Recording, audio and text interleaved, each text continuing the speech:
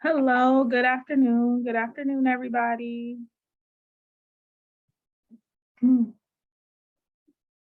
We are going to get started in just 1 second.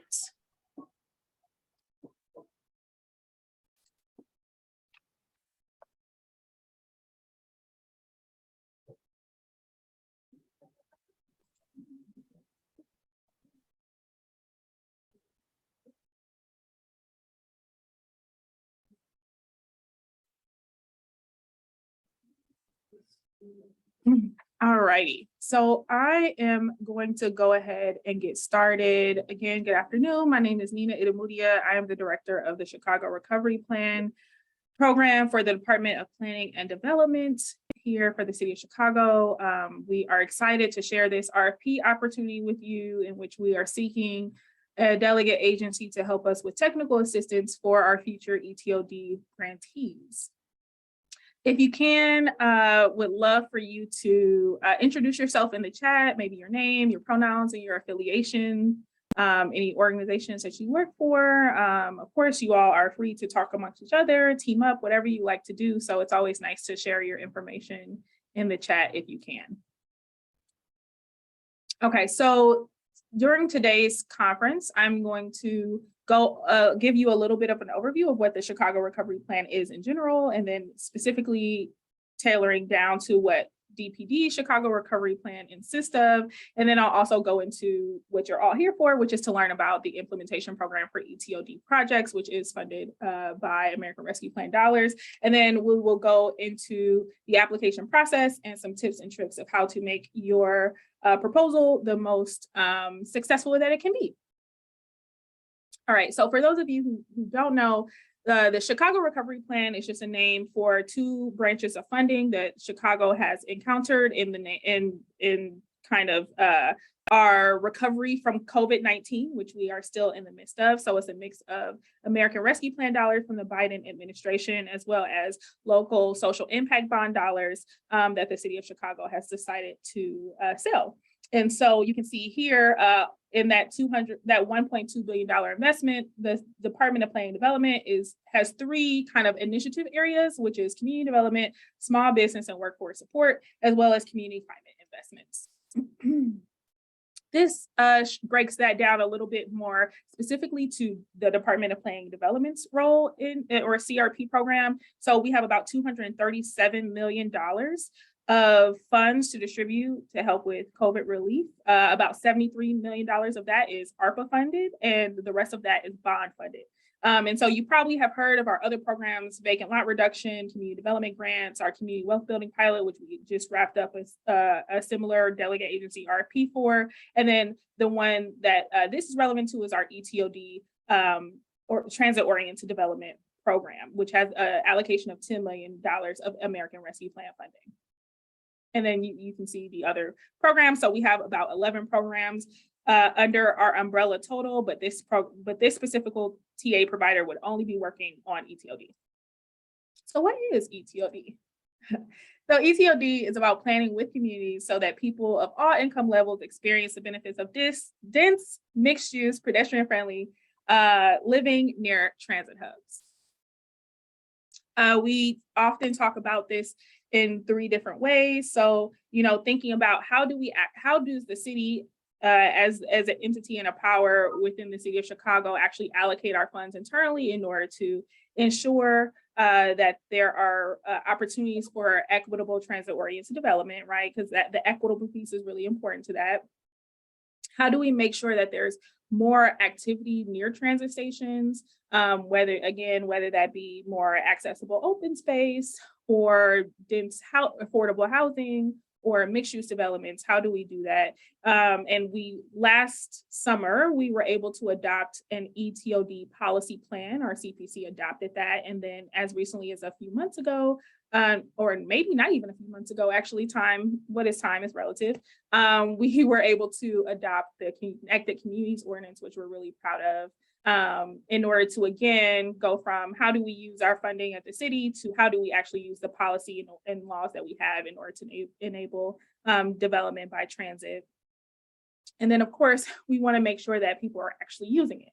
So this program, the ETOD grant program that the potential provider would be helping with, is using our dollars to actually say, not only are we going to allocate money in the budget and we're going to have policy that enables us to make great changes and for the public to make good decisions, we're also, as an investment entity, we're going to invest our dollars in private development around transit areas with the principles laid out in our ETOD policy plan and Connected Communities Ordinance.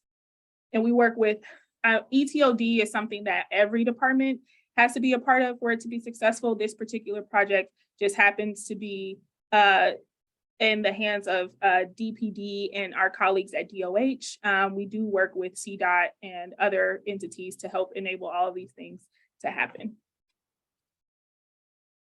Okay, so now I'm going to go into the implementation program and go over the goals. So we're looking for a delegate agency, like I said, to run this implementation program, to provide technical assistance and some other support to recipients of our ETOD grant program. And so the grant recipients will be chosen through a separate process. Some of you may have noticed that my team, we're not only in charge of distributing $237 million, but it is a major value for us for internal resiliency as much as it is external resiliency. So we've made a lot of technology advancements to DPD's portfolio of investments, including a online universal application for grantees. It makes it more fair, more accessible, more transparent, and you don't have to know somebody to know somebody to know somebody to get a grant from the city, right? And so, that has actually been really a great model for us, and it has been very successful. And so we have a kind of revamped grant making process that instead of you having to go to 10 different places to get 10 different, grants, you go to one place, apply, and then on the back end, our DPD staff determines which incentive you're eligible for.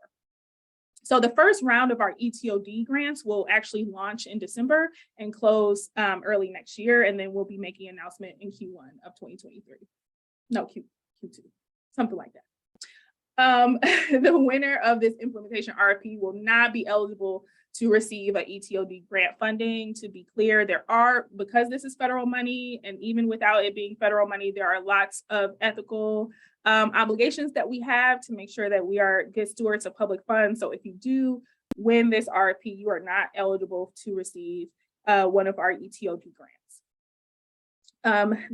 This particular contract would be for approximately $1 million, again, of ARP funding, in order to help with distributing about $8 to $9 million of grants. And to be clear, because this is in a small universal track, small to us means about $250,000 or less. So the program goals are to support our awardees through development or completion of their proposals, right? So they come to us, we score them, we do feasibility, we do community impact, we decide which projects are viable, and then we make them finalists. And so you would be helping to get them from finalist to grantee, which means that they've actually signed a grant contract, to what we really care about, which is having a ribbon cutting at the end of the day and a project standing up. Because this is federal funds, because the Chicago Recovery Plan does not last forever, these projects have to be done within 12 to 18 months. And it's more on the 12-month side than it is the 18-month side, because these funds will disappear. And so it is not, there are all sorts of things going on in the city as far as enabling more equitable, transit-oriented development and educating our staff. With this particular grant project, we are looking for things that are pretty ready to have shovels in the ground. And so just keeping that in mind when you make your proposals, that whatever TA that you're proposing that we give these grantees should be focusing on a 12 to 18 month project completion. You're helping to also advance the city's ETOD policy framework and support the implementation of the Connected Communities Ordinance. And you're supporting community engagement to ensure that the projects reflect the residents' priorities. Now, some of that is done, or some of that screening is done during our grant process, again, which is separate from whatever work that you would be doing. So we're picking people, who essentially have shown or demonstrated that they're ready and are working on getting public support, but you're there to help enable and amplify some of the groundwork that they've already done. So projects that your implementation program may support. So you're looking at projects and teams that need help conducting detailed design or project planning to have their projects completed within 12 to 18 months. You're looking at projects that are seeking other funding sources or other finance support. You're looking at projects that need assistance in navigating or kind of like the bureaucratic process of permitting and all of those things. Again, thinking about that 12 to 18 months from finalist announcement. You're looking at projects that need assistance in executing contracts and construction phases of their proposal. So we're talking about literal construction of these projects, again, in 12 to 18 months. And then you're looking at teams that you're helping them adhere to the very thick federal requirements that we have on from the Treasury, because a lot of people who need these grants are not experts in how to deal with audits in the Treasury. So we need you to be able to guide our sub-recipients in being able to have the correct paperwork, and also to make sure that the city is maintaining the right paperwork so that this federal money doesn't get audited and that there's findings that are not in our favor. And I'm going to invite my colleague Sophia to kind of talk about what are some of the other things that our grantees need. If none of you know Sophia, she was heavily involved and created the current form of the NOF program, and she currently runs, and I do mean runs, the community development grant program for the small side. So Sophia, do you want to just talk about some of the things that we know our sub-recipients and applicants need? Yeah, thank you, Nina, and hello everyone. I think I have not had the pleasure of meeting most of you, but definitely recognize all of your organizations, and really looking forward to getting to know you guys in the next couple of years. So for the small grants, the grantees, it's a couple of things. I think it's very easy for folks to come up with a picture of what they would like. It's harder to flush out a vision into an actual plan that is executable in, as Nina mentioned, the 12 to 18 month timeline. So couple of things. One is in terms of, as you are out engaging with the community, if there is an opportunity that perhaps is not identified, to definitely connect with property owners or small business owners to kind of show them like what it could be. So sometimes I think we have applicants who see this as like a very targeted, maybe it's just like deferred maintenance type project, and we're looking for something more, something that folks that are using our transit would be really excited to see as they're coming up or leaving the stations, right? Two is really just establishing that plan. So knowing what are all of the factors that need to be engaged. So whether that's design work, whether that's zoning review, if there's parking reduction that needs to be applied for, all of that kind of legislative process that I think our small businesses and our anticipated applicants for the grant might not be aware of or know that they need. And then really providing that kind of project management to make sure that they stay, as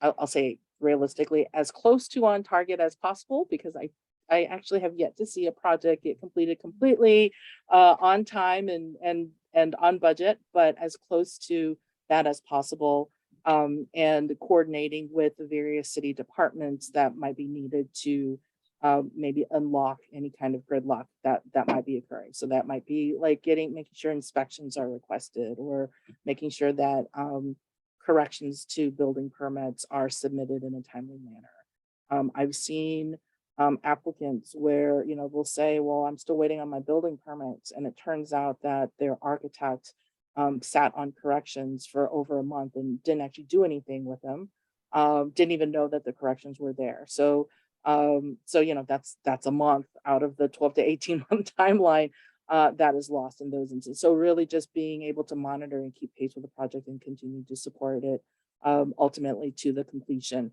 that we need in order for the projects to be successful. Mm-hmm. Thank you, Sophia.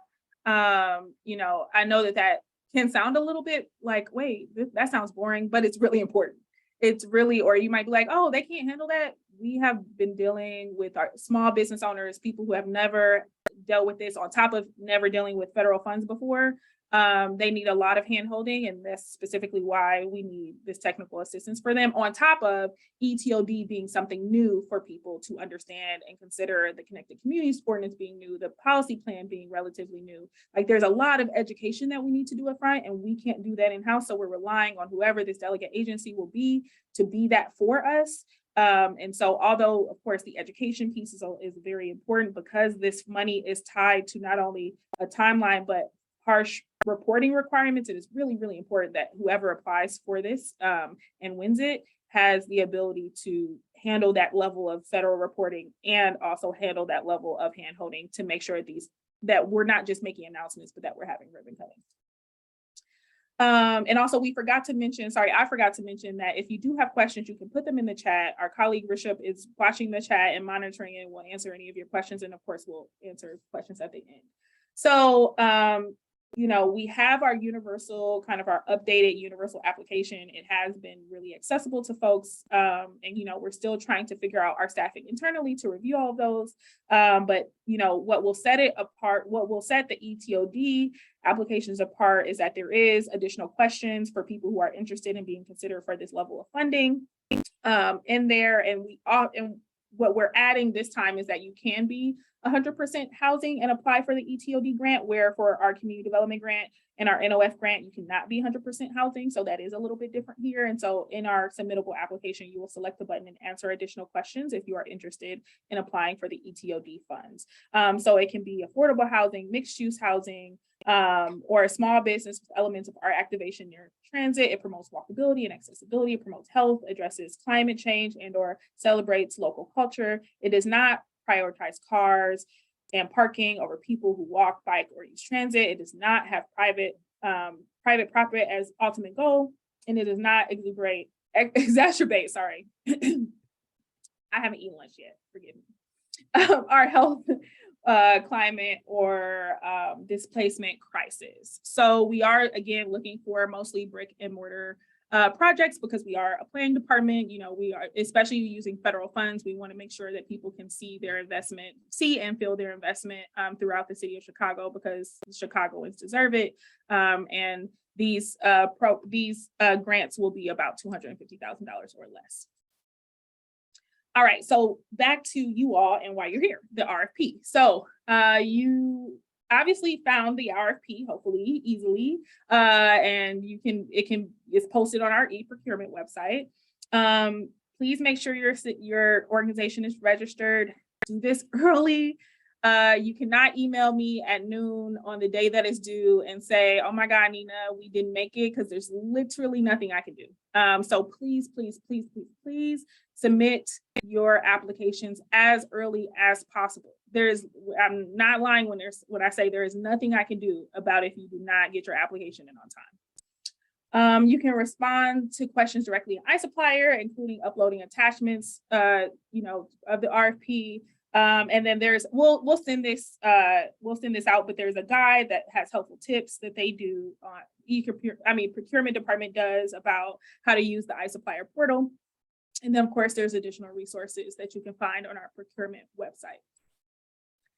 So the key components of the applications are, your organizational information, so your contacts, type of organization, staff, and partners, organizational capacity. So, we're looking at about approximately 60 sub-recipients for the ETOD grant. On the community development side, we have like 100.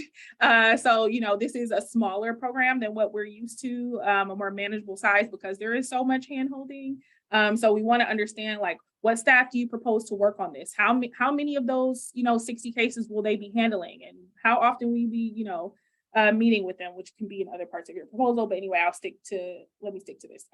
So the proposed timelines and deliverables for the project, experience with similar projects within the city. Then we understand your project summary. So, go into detail about what type of technical assistance you would propose through the program, proposed format, any subcontractors, and any other key parameters. Remember, please read the RFP and reply to what's in the RFP. read the RFP and reply to what's in the RFP. These are federal dollars. There are very specific things that we can pay for with federal dollars. So be very mindful of the type of TA that you're proposing, and also be very intentional or be very thoughtful about the timeline in which these projects have to be done. Check signed, case closed, 12 to 18 months at the longest, right? So, whatever TA that you're proposing, make sure that actually makes sense with the timeline of our grantees. And then also detail how your proposal will advance the city's ETOD policy framework and support the implementation of the Connected Communities Ordinance. Of course, a lot of these projects, because we are helping to finance them, can be proofs of concept of success so that we can get beyond just ARP money and get corporate funds in the future. If we're able to prove and capture the data the way my team has been doing thus far, then we'll be able to make a good case. So please keep that in mind as you're thinking about and writing your proposal. Then, of course, your budget, which is going to be a flat fee, and then what your program outcome measurement will be. This is the scoring criteria. So, your organizational capacity, 35 points, program summary, 40 points, budget information, 10 points, program outcome measurement, 5 points, overall responsiveness will be 10 points. This is the RFP timeline. So, it closes on December 9th. We will announce in about January or February. We hope to have, we hope to have like your contract and things signed in that interim. And then sometime at the end of Q1, beginning of Q2, when we actually announce our first round of finalists, that's when your work will officially start. But we haven't opened that round yet, and we haven't selected the finalists yet. So your work will actually start there. And then again, this December 24th, 2024 is a hard deadline to have the project done, like wrapped up with a bow. So just emphasizing that you all understand what types of things you should be putting in your proposal, because we are kind of looking for that. All right, so some application tips on organizational capacity. So, you want to demonstrate the structure of your team with clarity. What are the defined roles? Who will be working with who? How many projects will they be able to handle? Thinking about timelines and deliverables. So you also want to think about your prior experience, past performance of similar things that you've been able to do and accomplish. You also want to be able to give us a detailed plan of how you will launch in May and go, in May and June. When we make those announcements, we often do, if we can talk about this as we get more in depth, but, we often do orientations, like this is what the grant process looks like from the city side. And these are the types of things that are required of you. And these are the types of paperwork. So like, make sure you're incorporating those types of ideas into your proposal and your timeline. So for the program design, make sure you show a thoughtful approach to the design that is tailored to the needs of our ETOD grant recipients. So again, I'm just kind of emphasizing that we have a very specific timeline. We're looking for very specific types of projects. So you want to tailor your proposal to what's in the RFP. And so, we want to be able to support a variety of organizations. So you can use examples and data to show, how you're able to support, maybe a mom and pop restaurant versus a nonprofit that wants to open, a constituent center or something like that. Also show your kind of like case by case approach, because every grantee is different. You're dealing with different personalities. Some people are on top of the paperwork, some people aren't. So, just thinking about how would you, tailor your approach based on the type of applicant or the type of finalist that you would be working with. Again, thinking about that 12 to 18 month timeline. And then of course, the monitoring and reporting, which is very, very important, not only for the Treasury, but for us. My team is very focused on data management and being data informed. So we use a lot of the information that we collect from our finalists to make improvements to the future incentives that we release from DPD. So it's not just about ETOD in this time, it is about what's working and what's not working and what should we improve for the future. All right, so that's the end of me talking. Does anybody have any questions? And you can feel free to come off of mute or put that in the chat.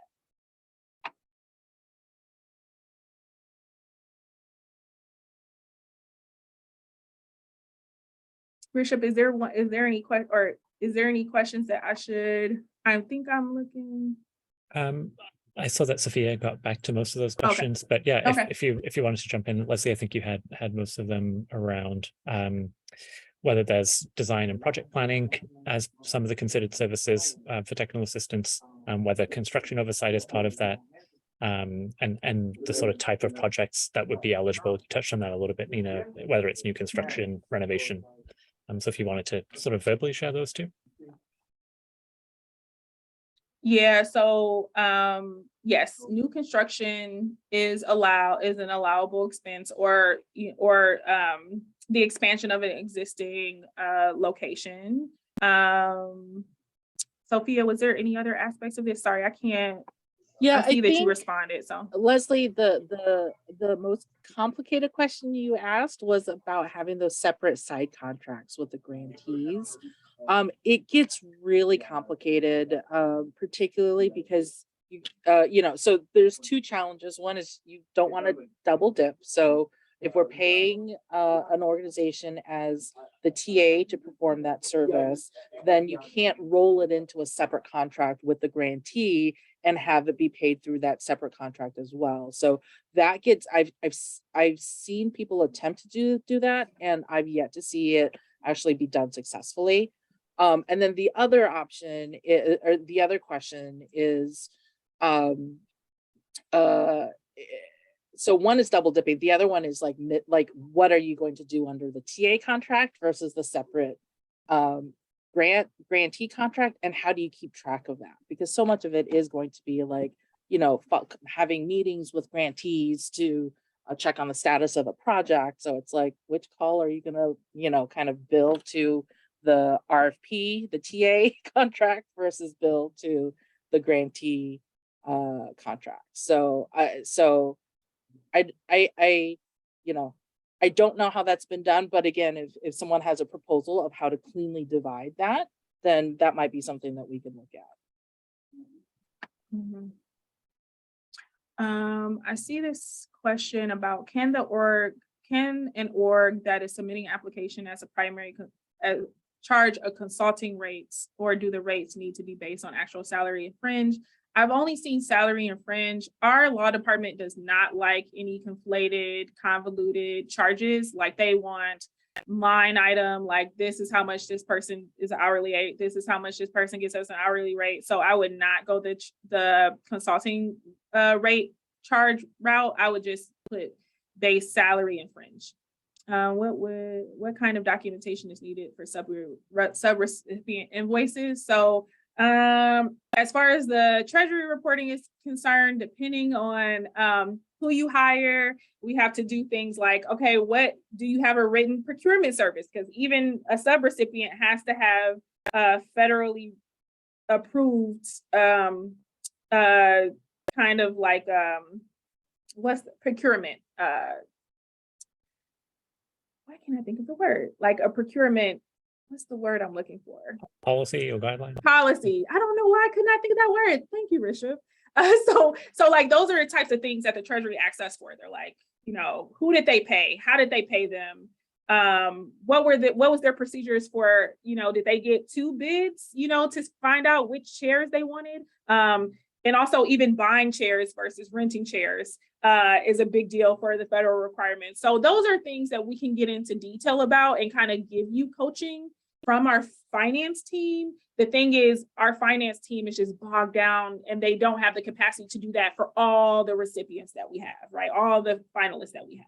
So it's easier for us to communicate that and teach you what we're looking for than it is for us to try to teach 200 plus recipients of our federal funds how to do it. So those are the types of things that we'll be looking for, and we do have to report on them quarterly to the Treasury. Yeah, payroll invoices, sometimes timesheets. Those are more like, there's some things that are like for an audit, and then there's some things that are just like quarterly reporting. The quarterly reporting is a little less intense, but when we actually go into an audit, it's much more detailed. What is allowable variance on? I think, well, so whoever gets elected and we go into that contract negotiation, deviating from it requires like an adjustment in the contract. So there's like honestly no room for modification. You have to, whatever we agree on when you sign the contract is what's agreed on. If it changes, then we have to modify it. The budget only allows for this year. 2 sheets. Oh, does it? Okay. I don't know how to answer this fourth one. So we might have to get back to you once we talk to our finance team, because I'm not sure if you should submit 2 sheets or not. So we'll write that down and then we'll send out an email.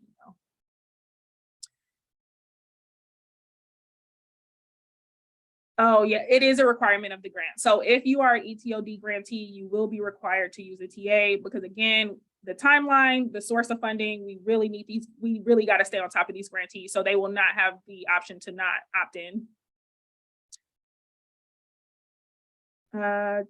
So yeah, so that answers your question about how do we deter, if you're a finalist, you're in the program. We anticipate no more than 60. We, and that's based on kind of our experience doing the community development grants on the small side. We spend like $5 million a round. So we will likely have 2 rounds in 2023 and be done expending the money, which we actually need to, because based on the timeline and the funding, if we don't expend it we need to expend it that calendar year in order for us to be done in 12 to 18 months. Do subs need to be registered in sam.gov? That is another question I'm not sure of, so we'll have to get back to you. Okay, I think I read all the questions in the chat. Are there any other questions?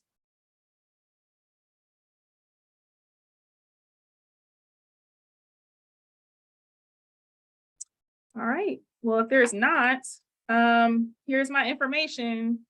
If you have questions, feel free to email me. I love emails. And please remember 12 to 18 months. So whatever your proposals are, remember that timeline.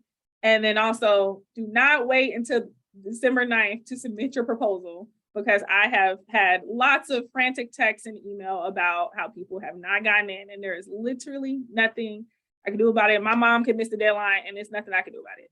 So please take that very seriously and make sure you're registered and that you're able to submit. That way, if you have any trouble, we can take care of it well before the noon deadline. Is at noon on December 9th. All right, so we will send around. Nina, sorry to cut you off just as you're wrapping. I see that Lucy has a question, but it's just pulling up the budget doc. And Linda, yeah, we'll share the presentation after today. Hi, this is Lucy. My question is about indirect. So I see on the budget template that there on the budget summary, there are different categories, but indirect isn't one of them. So I was wondering, for indirect, should we add that as a category to the personnel budget tab? I believe so. Let me talk to the finance team, because I'm not the finance team. So thank you for your question. It's noted and recorded, and we will add that to the list of questions that we have to get back to you about. So just to be super clear, the TA program will be required to provide some amount of TA to all 60 projects. Yes, you will be required to at some level of TA. Now, again, some projects are super simple. They don't need any zoning variation. They're good to go. They own the building. They have a design. Great. Other projects, maybe, they need a variance, or, whatever they want to do isn't necessarily, well, I guess that would that make it? It might not make it, but it could be any number of things, or they're having issues with a CDOT permit, or they need help with their design, because design excellence is really important to us. Design excellence is a part of our equity strategy. And so, like, if they need that type of help and hand-holding, yes, you will be required to get that. So we know not every finalist will need the same type or the same level of interaction, but you will be required to meet with and then report out to us what type of TA you gave to each of those applicants. Sophia, you want to say something? Yeah, I think, I guess the other way to think about it is, we are looking for a TA that is not only providing the outreach and the identification of good projects for, that can use these funds, but also to ensure the completion of it. So, so the more you can provide in your response to the RFP that demonstrates that kind of, support across the entire kind of pipeline, if you will, the better. I do not expect the TAs for this program to be like just a marketing outreach role. So if there is anyone that's thinking, oh, all I have to do is do weekly workshops across the community and point them to the website so that folks can apply, and that would be their work primarily, or singularly, like that wouldn't be sufficient for what we're looking for on this TA RFP. Quick question, Nina. It's Roberto with Elevate Chicago. Hello, hi. Hi, Sophia and everybody else. Are you all thinking about this TA as something that is optional for the applicants, or something that you will strongly encourage, or even are you envisioning, for instance, scenario where you make the awards conditional to or contingent on the developer or the sponsor taking on the TA that the entity could be providing, understanding that some developers, sponsors may have a great idea that is not really ETOD as you were describing it, and may need that extra to arrive there? Yeah, it will be a requirement of the program for them to work with the TA provider. Again, no matter who it is, this is federal funds, which is different than our other incentives. So it's an added layer of complication that my team can't handle. Therefore, we need a TA and they have to work with them regardless, because I can't run around trying to get, SAM ID numbers from 60 people. So yes, it will be a requirement. And then two, I think it's because of the principles and the values of this particular set of funds, it will hopefully attract people who are open-minded and willing and ready to work with it, right? Although they're using the universal application, because they have to answer additional questions and be more intentional about what about their project is indeed ETOD. I'm hoping that we won't counter developers who are just like resistant to working with us. I mean, we are giving them a grant, a pretty hefty grant. There's nothing to sneeze at. So as the director of this program, I'm not scared to snatch back funds if I feel like, those grant recipients are not willing to work. And it's no different from our bond funded projects or our community development or TIF or whatever. They have to work with us and they have to, understand the values and the goals of this, the department. So, yeah. Got it. Thank you. Thank you for clarifying that. And then the other question I had, and sorry, it was a lot of information. I was still processing and getting to my understanding, is about the 12 to 18 month period. I think there is some tension here between developers that are going to have projects that are really all like well placed and step by step ready to meet cleanly those months of work, and developers who may be newer developers, smaller developers, first time, where that 12 to 18 month can be a stretch. And so are you considering allowing to grants to developers that may not be having like the big, groundbreaking kind of event on the 18th month or earlier, but are saying, I will be finalizing this phase of the project within 12 and 18 months, even if that phase is not necessarily like the cute little ribbon cutting and people get into the building. Yeah. Let me put it to you like this. I have to cut all the checks by December 31st, 2024. So if they don't want their check, or they have stuff that doesn't require a final check from the city of Chicago, and they can still, like, let's say, there's different phases of construction, right? And they're using our funding for a specific phase of their construction. As long as that check is cut by the time that we need to cut it as a city, I don't control the deadline of the funds. So I'm kind of running up against a deadline that is imposed by the federal government.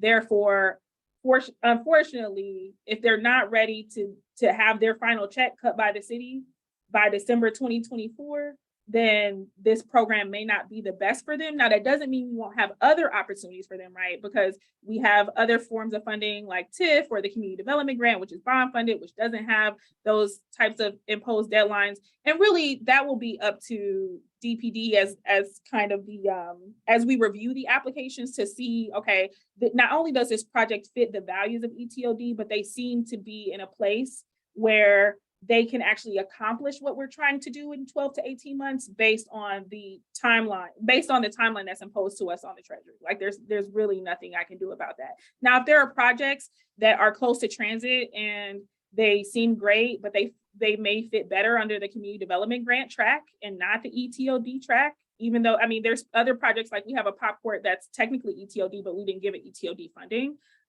We can do that internally and make those decisions internally, but any grantee that this group will see, it will be assumed that they will be done in 12 to 18 months. Done as in whatever the purpose of the grant request is, as long as it's eligible for the use of the fund. So it's not, just to clarify, completion doesn't necessarily mean the end of the construction and the beginning of the use of the building. It can mean the end of a phase of the project that is significant enough to be eligible. Right. Okay, thank you. Right. Whatever scope of work they apply to for us needs to be done in 12 to 18 months, or else we wouldn't be able to cut a check. And I think I'm glad, Roberto, that you're asking that question, because it comes down to, we see this all the time in the other grant programs, this idea of like phasing a project. Right. So when we're looking at an application, we do ask the applicants to give us their construction timeline. And if they phase it, they really should think about it as kind of sequential projects versus one really, really long project that's split into multiple phases. So I don't know, I'm just gonna come up with an off the wall idea. So let's say somebody says, I want to build an affordable housing unit, I don't know, 100 units. So clearly not something they're gonna do in 12 and 18 months, right? And they're gonna come through this program and say, well, I'll get the bike racks installed first so that I can meet that 12 or 18 month program. And then have the rest of the time that realistically is needed to build a project of that size. We can't issue any checks after December 24th. So in effect, it's kind of like, okay, your project is to build bike racks. Does that make sense? So I think it's tricky, it's doable. We just have to see how the project is thought of and how it's broken out. Yeah, this was super helpful, and I appreciate you all going over these nuances. And I suggest if you weren't planning on doing this during the other RFP call or preparation or bidders conference, that we spend some time on this, because for some folks, completion means, oh, I have to have the whole thing ready and built. And as you all know, because you work with many folks, for a lot of smaller size organizations, that's not the reality. They just have a great idea that is implementable, but it's not going to be finished and pretty in 18 months, but they have a great milestone to complete within those 12 and 18 months that they need the support desperately for. So it's great to hear that you guys are open to do that, and that I think communicating that to the grantees potential grantees would be super helpful. All right, Leslie, you've had your hand up. Thank you. I just wanted to add some, clarity to the question I asked about if the selected implementation TA will be able to review the ETOD grant applications, or if that decision will be made exclusively by the city. The reason why I'm asking the question is because I understand you're picking the implementation TA team first. So and then you're going to pick the grant recipients. So to be able to offer the grant recipients the TA assistance that they need, are you matchmaking? Are you saying, okay, our TA team can do this these number of services.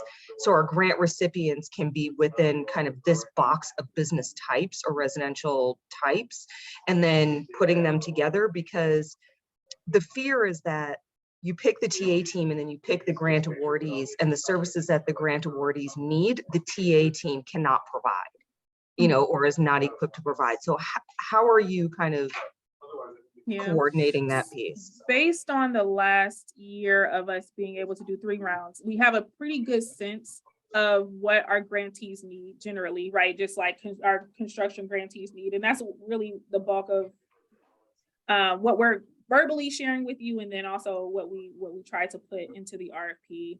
And then we did do our pilot ETOD grant rounds with philanthropy money a year ago. And that has definitely taught us some lessons. This is a little bit different because it is more kind of brick and mortar construction heavy than those other projects. And again, it's a symptom of, you know, the funding source and restrictions of what we can do.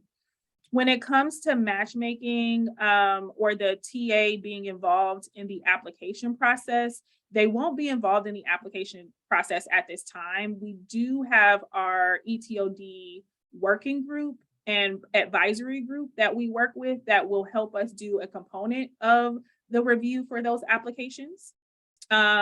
You know, and you know, that's its own complicated bag, but there's over like 60 organizations that help us within that internal ETOD working group that can help us to review applications and really hone in again on the values of ETOD. Now, of course, the city staff does kind of like our feasibility and readiness assessment first, and that is without any outside input, because again, we have kind of our internal metrics and requirements based on the funding source. But then, you know, that second kind of screening for community impact is done in lockstep with our advisory group. And then from there, we're hoping that, you know, whoever applies for our TA will be nimble enough and have enough experience, demonstrated experience within their RFP proposal to give us a good idea of what they're able to do. And of course, we can, you know, be flexible, well, somewhat flexible, right? And try to use as much flexible language as we're legally allowed to use in any, you know, procurement process. So yeah, so to answer your question plainly, no, but we're not being thoughtful about it. We are trying to set you all up for success so that by the time our finalists get to you, we feel confident that you'll be able, whoever wins will be able to help them. Awesome, thank you. Mm-hmm. And then, Sarah, I'm just going to jump in, and I'm actually asking this question to Nina and Richard. There's no restrictions to organizations coming together and proposing like a partnership, right? So if that your expertise is in, you know, thoughtful ETOD projects, it is not in construction management, there's nothing to say that you can't partner and submit a response with a construction management, either as a sub or as a partner, and then kind of do the division of labor and say, we'll do this part, and our partner, you know, XYZ owners rep will, you know, do this part, and put that as kind of a comprehensive package, right? That's okay? Yeah, no, that's correct. Yeah, that's correct. Kate, you wanted to ask a question? Yeah, I had 2 questions. There was a question I didn't think I heard answered, which is just that it's up to the person who's awarded this TA program to decide how to best use the funds. And so, for example, if someone needs more TA than what can be provided within, if you have 60 organizations, they could maybe use more TA than what's being offered here. And so the recipient will have to steward those TA services in the best way to support advancing those projects. I don't know if I understand your question. You're saying, are finalists the people who decide how much TA they need, or is the RFP winner the people who decide? Right. I mean, so if we made it up to the 60 organizations who receive ETOD funds to take any available services, including architecture design and construction oversight and zoning assistance and all of those things, that might be more than what's available through what you're funding as TA. And so then is the assumption that it's up to the person who gets that TA grant to decide how to best use those funds to get all the projects to the finish line. Yes, and we're not leaving you on the island. So, you know, our team is heavily involved. We just need people to do the in between. So like if you came to me, like we would, you know, we would do check-ins, right? And you say, you know, this list of grantees, they're doing great. They're actually on track. They don't need much from us. We just check in with them maybe monthly. But this list of grants, you know, they're not really getting back to us. Or, you know, this is the type of work that they need. And then these people, like we can give them up to this, but you're going to have to really put pressure on them because there is a sense of two, and we impose this on our grantees or our finalists who then turn into grantees, is that there's a bit of self-determination and grit that you need to have in order to make it through any city grant process. And so they have to come to the table willing and ready to put in work. And so we're not asking that you do all those things for them. Like, in fact, on the feasibility and readiness side, we look to see we ask them if they have an architect already. We ask them if they have drawings. Now, if you all know our commissioner, now do the drawings that they have, are they up to the par? Are they up to par of what DPD's expectation is? That's when we have that design conversation, right? And that's when we may, you know, recruit or try to introduce them to people that can help their design be better, because we can't do that in-house. But we're not asking that you like play design studio for them. It's more so like you know, helping them bridge those gaps of knowledge because some people are just overwhelmed and they're like, I don't even know how to read a site plan, let alone provide one to you. And so we take risk on people all the time that need a little bit of extra knowledge and nudging. Okay, because that's, I mean, if we do the math, $1 million divided by 60 projects of TA, like you cannot provide architecture services through the TA program. So the idea is people are coming in with their own consultants, and if they need to have some support, then that's provided through the TA. Okay. Exactly. Second question. Yeah, we're not expecting for you to play that for them. What we need is people to stay on top of them and make sure that they're getting what they need, that they're doing what they're supposed to be doing. Because some people will be overwhelmed by the process and retreat because they feel overwhelmed and so we need people to stay on top of them. Okay. Second question was related to the double dipping. So if one of the partners, like, you know, that you said maybe working with these agencies and they apply, then they would need to stop working unless they can provide those services through the TA, because otherwise that would be considered double dipping. So you're saying like if you have a design firm, for example, and you're on the team for helping with TA, and then you're like referring your potential applicant to your same design firm, is an ethical gray area that I would not want to step into, because the federal treasury asks us for every subrecipient and like who we're paying for TA and every subrecipient, and they're gonna see a double dipping. That I don't feel comfortable with having to explain to a federal auditor. So well, I was thinking, sorry, just to clarify. So say someone's applying and they don't know who's the TA recipient going to be. So they apply with like an architecture firm as their design firm. And then that firm is on the team who's selected. Then that architect team may have to stop providing architecture design services, because otherwise it could be considered double dipping. Yeah. In that instance, yes, we would have to have a conversation about, stepping, if you're going to apply to help with the TA for this, which, I mean, we should find out the winner of this RFP before those applications are even determined to be who the finalists are. You should make some accommodations to not be a part of any proposals in the ETOD applicant pipeline. Now, again, if they are applying for a community development grant, or they're applying for a community wealth building grant, or they're applying for, we have climate investments coming up, that's totally fine. There's no conflict of interest there. I just don't want to muddy the waters too much with the federal requirements. Yeah, and I would also, because I'm thinking back to some of the situations we were dealing with for the Neighborhood Opportunity Fund. I think some of our architects were separate. So basically, for the NOF program, if a grantee is selected, they can get additional kind of costs covered by NOF, construction being one of them. But the question was if they already have anyways, it got really confusing, but some architects were able to kind of bifurcate their contract, their scope of work. So there was like the scope of work pre, grant. And so it would be a direct kind of contract with the client to say, I'll do the following scope of work, knowing that, you're applying for a grant and to help you with that.